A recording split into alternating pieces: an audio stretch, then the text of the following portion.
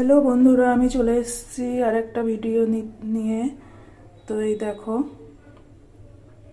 এখানে চিকেন দেখতে পাচ্ছ, আর এখানে এই যে মশলা সব রেডি করে নিয়েছি। এখন বসাবো চিকেনটা রান্না করতে। চলো সঙ্গে থাকো, আমি তোমাদের একটু একটু করে আপডেট দিতে থাকি। তো এখানে দেখো ভাত বসিয়ে দিয়েছি। এতে আমি মাংস, মশলা, লবণ, হলুদ সব দিয়ে দিয়েছি। এবার কষাবো। তো মাংস কষানো হয়েই এসছে, আর একটু কষে গেলে তারপরে জল দেব।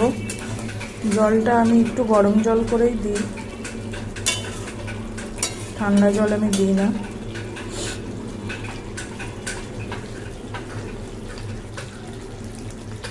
কেমন হয়েছে বন্ধুরা কালারটা বল। আমার মাংসটা পুরোপুরি কষানো হয়ে গেছে। এবার জল দেব। আমি গরম জল করে মিক্সি গ্রাইন্ডারে রেখেছি, ওইখান থেকে জল দেবো। তো চলো জল দিই।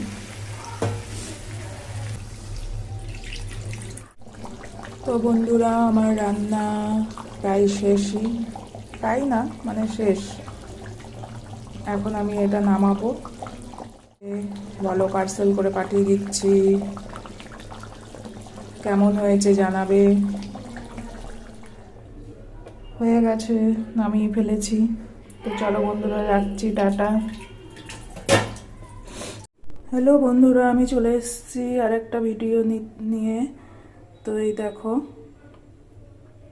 এখানে চিকেন দেখতে পাচ্ছ, আর এখানে এই যে মশলা সব রেডি করে নিয়েছি।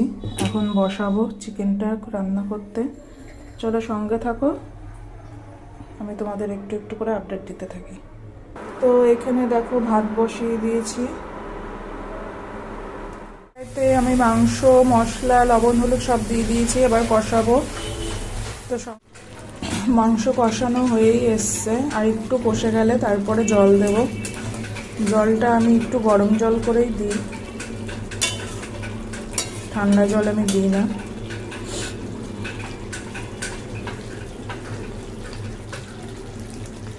কেমন হয়েছে বন্ধুরা কালারটা বল। আমার মাংসটা পুরোপুরি কষানো হয়ে গেছে। এবার জল দেব। আমি গরম জল করে মিক্সি গ্রাইন্ডারে রেখেছি, ওইখান থেকে জল দেবো। তো চলো জল দিই।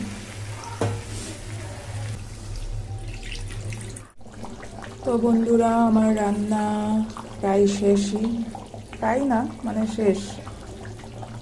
এখন আমি এটা নামাবো। বলো, পার্সেল করে পাঠিয়ে দিচ্ছি। কেমন হয়েছে জানাবে। হয়ে গেছে, নামিয়ে ফেলেছি। তো চলো বন্ধুরা, রাখছি, টাটা।